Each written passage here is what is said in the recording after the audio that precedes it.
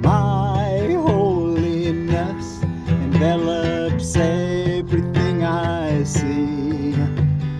My holiness blesses the world. There is nothing my holiness cannot do. My holiness is my salvation. I am blessed as a son of God. My holiness envelops everything I see. My holiness blesses the world. There is nothing my holiness cannot do. My holiness is my salvation. I am blessed as a son of God.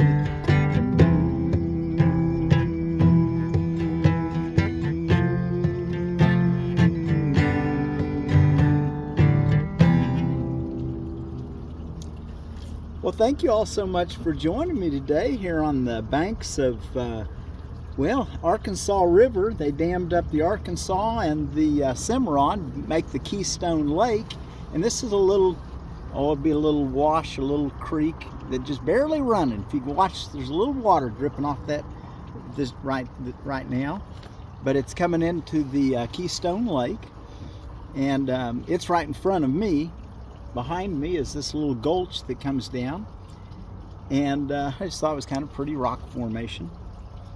I'm Forgiveness Willie, teaching forgiveness from the Ozarks here in just west of Tulsa, right outside of Sand Springs. Real sandy soil around here. I don't know if you can see that, but real sandy. A lot of sandstone. Anyway, this is Sand Springs. I think they used to make, and probably may still do, make a lot of glass out of this sand. We're in lesson 58 in A Course in Miracles. We're reading from the Foundation for Inner Peace version this year. And this is for Thursday, February the 27th lesson of 2025. These ideas are for review today. My holiness envelops everything I see. And I think of holiness as sacred wholeness, the wholeness that's sacred, the relationship of everything fitting in perfection together as the Holy Spirit directs us to see. My holiness envelops everything I see, or my sacred wholeness envelops everything I see. My holiness blesses the world. There is nothing my holiness cannot do. There's nothing my holiness cannot do. My holiness is my salvation. I am blessed as a son of God. Well, those are our 5 reviews today, 36 through 40. And we'll come back and read the 5 adjoining paragraphs. You know, today, as we've been doing this review, I hope you've been reading through all the lesson in the morning and again in the evening, and then taking 2 minutes of just being still with it and thinking about what you just read about. And then throughout the day, take 5 times where we read just one paragraph and the associated reading, and then take 2 minutes 5 times more. So it'd be 7 minimum. You can take more and you can do it for longer than 2 minutes, but that's our minimum today. Okay, let's see, and we're ready for into our text reading, paragraph 7. The unbelievable belief in our chapter 7, the gifts of the kingdom in the text. Okay, so the unbelievable belief, section 8. We have said that without projection there can be no anger, but it is also true that without extension there can be no love. So love always wants to give itself away, and that'd be extension. But projection is the ego's work.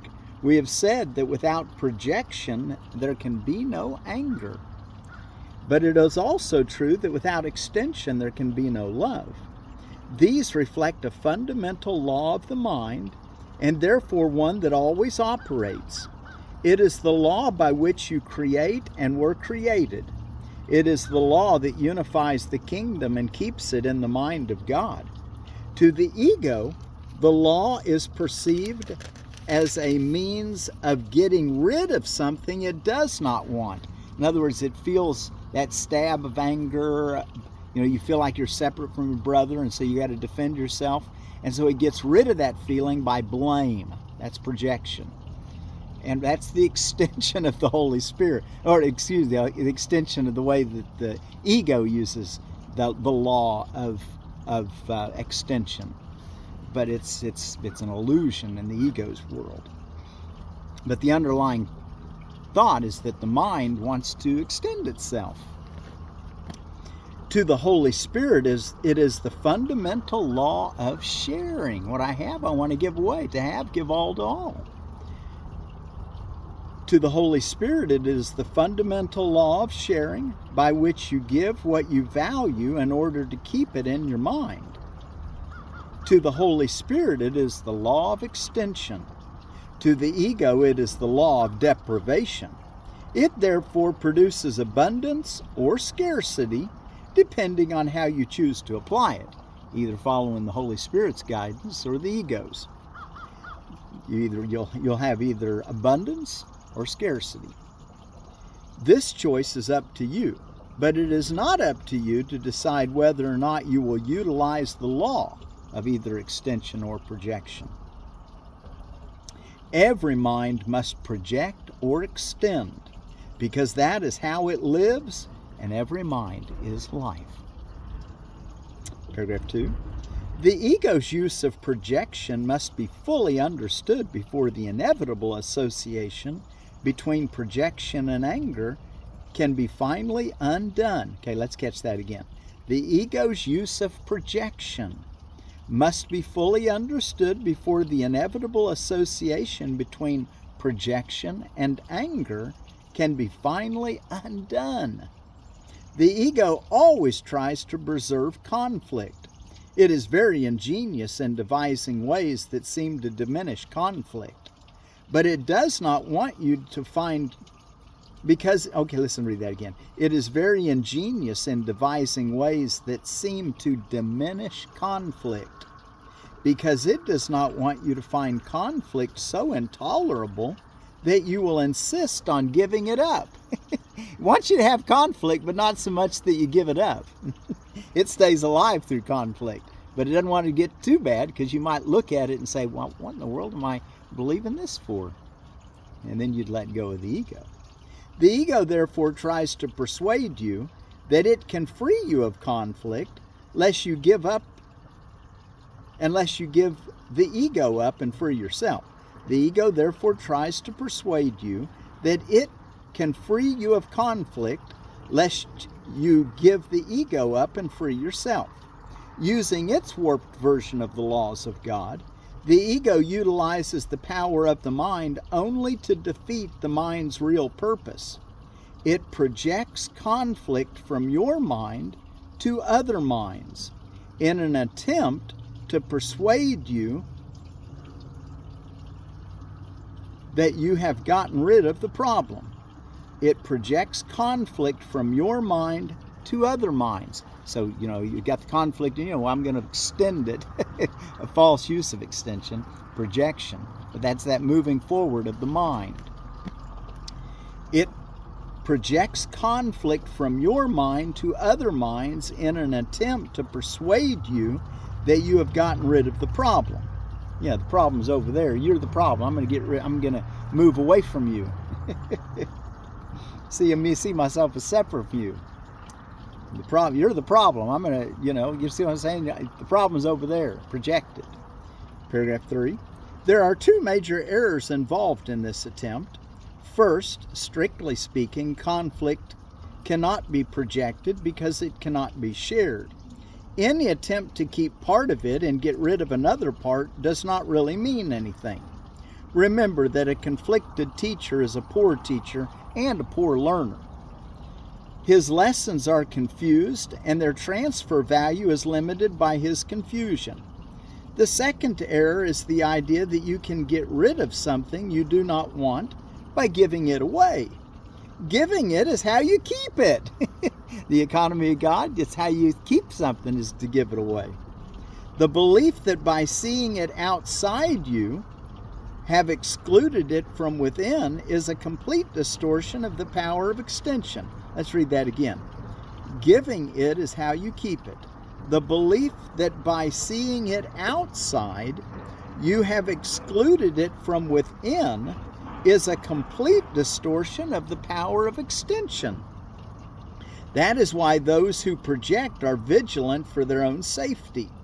They are afraid that their projections will return and hurt them. Believing they have blotted their projections from their own minds, they also believe their projections are trying to creep back in. Since the projections have not left their mind, they are forced to engage in constant activity in order not to recognize this. So the ego's very devious, keeping you all stirred up on, I've got to do this, I got to do this, got to have my mind think about this. Very difficult for someone who projects to sit still and quiet. So by understanding that, you'll learn to that actually your salvation comes from learning to sit still, have a completely alert mind, but not having to go or think of anything.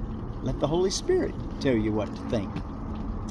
So just keep it in mind. Believing that they have blotted their projections from their own minds, they also believe their projections are trying to creep back in. Their blames are trying to creep back in. Since the projections have not left their minds, they are forced to engage in constant activity in order not to recognize this. Next time you sit down to meditate and you find yourself wanting to get up or thinking about other stuff and not sit still and quiet, you may be right on the edge of being able to uncover a deeper part of yourself that you've been distracted by the ego to not look at. Paragraph 4. You cannot perpetuate an illusion about another without perpetuating it about yourself. So if you want to blame someone or think someone's bad or that's in your mind, that's why you're keeping yourself distracted, is what he's saying. There is no way out of this because it is impossible to fragment the mind. You're seeing yourself as divided from your brother, which you can't really do, but you can believe you can. And that makes a world of separation and delusion. To fragment is to break into pieces, and mind cannot attack or be attacked. The belief that it can, an error the ego always makes, underlies the whole use of projection. It does not understand what mind is, and therefore does not understand what you are. Yet its existence is dependent on your mind, because the ego is your belief. The ego is a confusion in identification. Identifying yourself with the body instead of recognizing that your identity is really part of everything that God created and always will be. That's your wholeness, your holiness, your sacred wholeness. That's a good place to maybe remind ourselves. My holiness envelops everything I see. My holiness blesses the world. There is nothing my holiness cannot do. My holiness is my salvation. I am blessed as a son of God. Okay, the ego is a confusion in identification. Never having had a consistent model, it never developed consistently. It is the product of the misapplication of the laws of God by distorted minds that are misusing their power. Do not be afraid of the ego. Paragraph 6. Do not be afraid of the ego. It depends on your mind, and as you made it by believing in it, so you can dispel it by withdrawing belief from it. Do not project the responsibility for your belief in it onto anyone else, or you will preserve the belief. When you are willing to accept sole responsibility for the ego's existence, you will have laid aside all anger and all attack, because they come from an attempt to project responsibility for your own errors. Let's read that sentence again, because that's a key idea. When you are willing, are you willing? When you are willing to accept sole responsibility for the ego's existence, you will have laid aside all anger and all attack, because they come from an attempt to project responsibility for your own errors. But having accepted the errors as yours, do not keep them.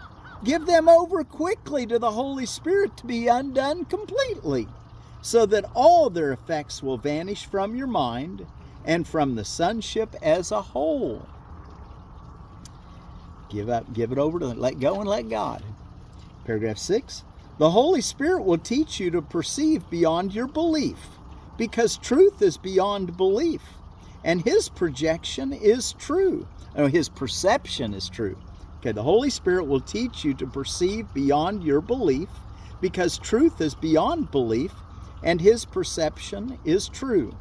The ego can be completely forgotten at any time, because it is a totally incredible belief, and no one can keep a belief he has judged to be unbelievable. And that's what incredible means.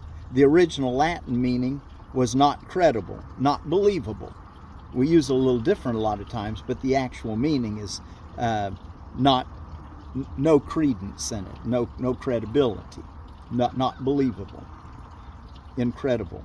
So again, the ego can be completely forgotten at any time, because it is a totally incredible belief, and no one can keep a belief he has judged to be unbelievable. The more you learn about the ego, the more you realize that it cannot be believed. The incredible cannot be understood because it is unbelievable. The meaninglessness of perception based on the unbelievable is apparent, but it may not be recognized as being beyond belief because it is made by belief. And our last paragraph of this section, 7. The whole purpose of this course is to teach you that the ego is unbelievable and will forever be unbelievable. You who made the ego by believing the unbelievable cannot make this judgment alone.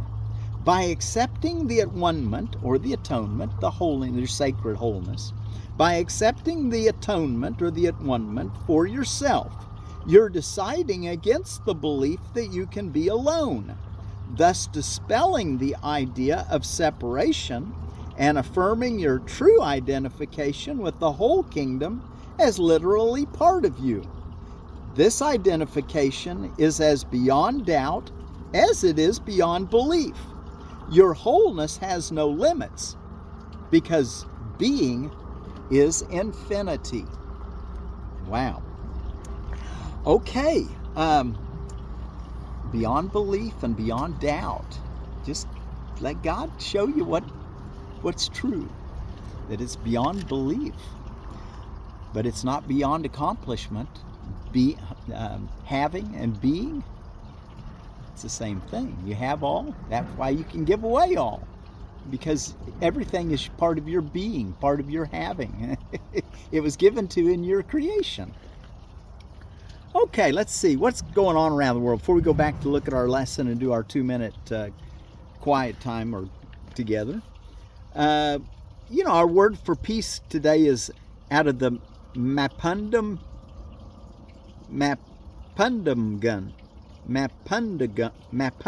gum of Chile, and it's Tügkülen. Tügkülen, I think's how you pronounce it. Tügkülen. So Tügkülen be with you. We'll close with that word, Tügkülen. Today is the Baha'i have had a celebration going on for several days actually, and it's called Interclarity Day. Interclary Day. leading up to Ramadan, when Ramadan begins tomorrow. It's also Fat Thursday. The Catholic, it's the last Thursday before, next Wednesday will be Ash Wednesday.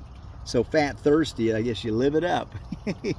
Eat all your meat and do the things that you want to do as a carnivore.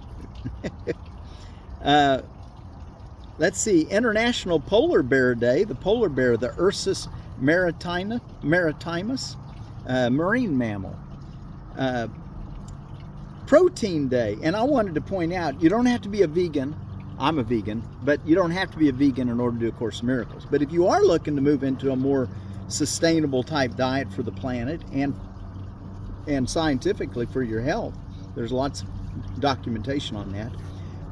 Complete proteins can be had from a lot of different plant substances, to name a few that have all the 8 essential amino acids: soybeans and all soybean products like tofu and quinoa, hemp, buckwheat, amaranth, and chia, and spirulina, that blue-green algae. And then also you can always add rice and beans. Any kind of a grain and a legume will complement themselves, like corn and beans. And also I found out that peas and lentils really are a good, strong source of protein. So lentils have that one amino acid that peas are a little low in, is what instead of, you could have peas and grain too, though. Let's see, because it's a legume. Well, either one of those, I think, would work good with the grain. You check me on that to be sure. But that's what I've always understood, is the legume and a grain, regardless of whether it's a lentil or a pea. And let's see what else is going on today. Retro Day. Look at the past and be happy, because all your guilt's gone. No-brainer day. No-brainer day to let guilt go. And let's see, Pokemon Day. Not sure why, but my little grandson Eli, he's my adopted grandson. His grandfather, my friend Daniel, is his biological grandfather. Anyway, Eli, he likes Pokemon. Let's see, and what else? Strawberry Day. Well, let's talk about a strawberry. I love the Ozark Beauty strawberries, and we'll probably talk about those. But out of edible landscaping, there is the Seascape strawberry that I'd like to talk about today. And it says of the Seascape that it's a Fragaria cross ananassa. And Seascape is a variety from University of California, large firm berries with outstanding flavor. A day-neutral variety producing high yields, so it's an everbearing. Large fruit size, symmetry, attractive appearance, and general flexibility in planting requirements. Fruits ripen from spring into fall. Usually one berry per plant will be a kingberry, very large and perfect for fondue. It is a cross between Selva and Douglas. Space 1 foot to 18 inches apart in rows 1 foot to 3 foot wide. Zones 5 through 9. And then he's got a little note here on a day-neutral strawberry will produce flowers and fruit even when temperatures at night are above 60 degrees Fahrenheit.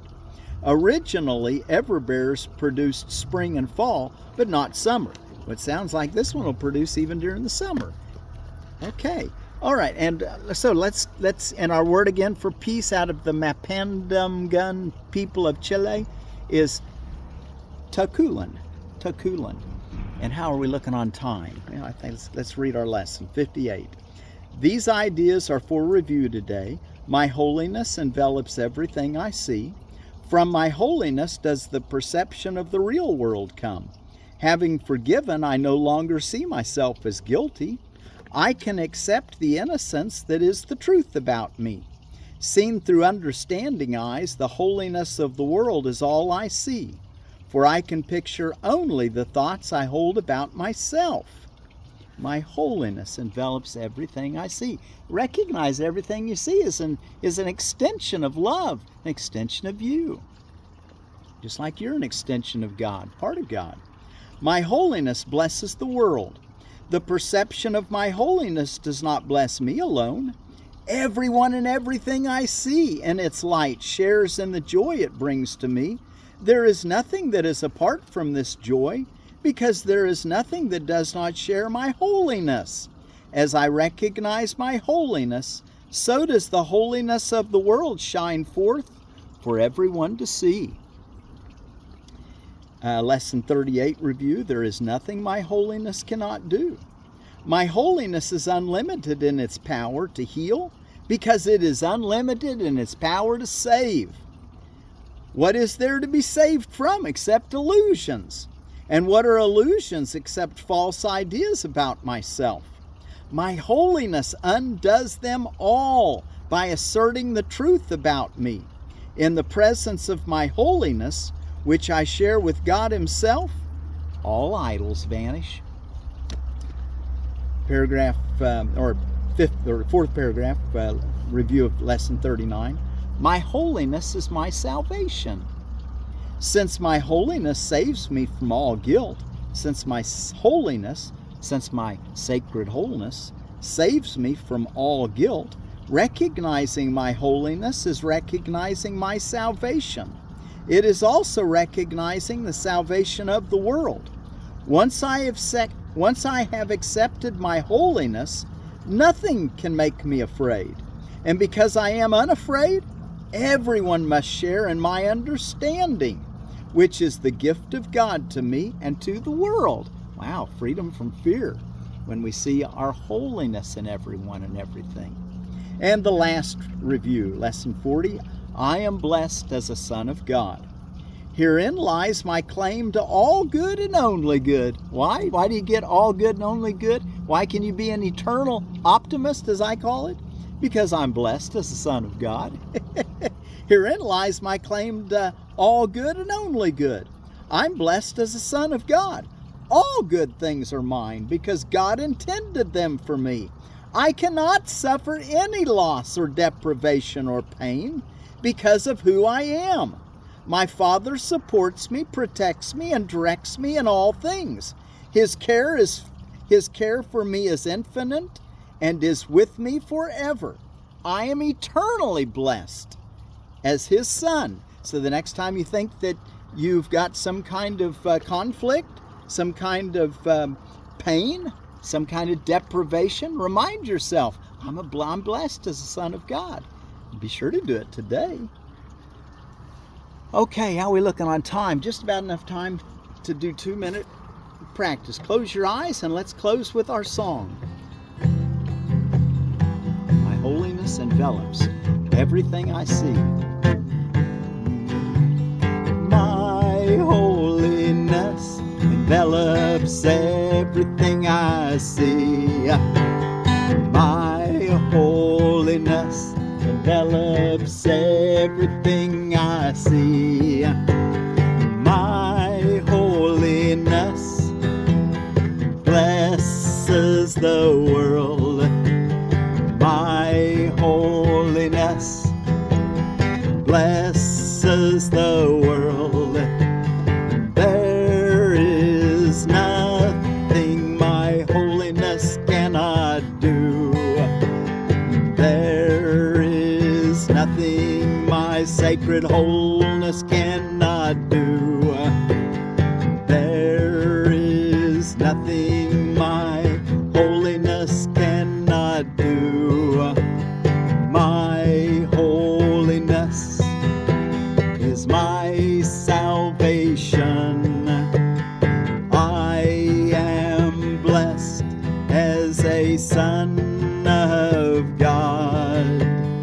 I am blessed as a son of God.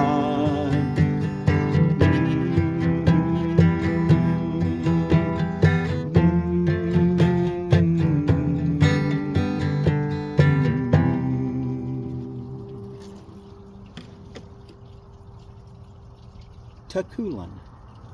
Peace be with you. Tügkülen.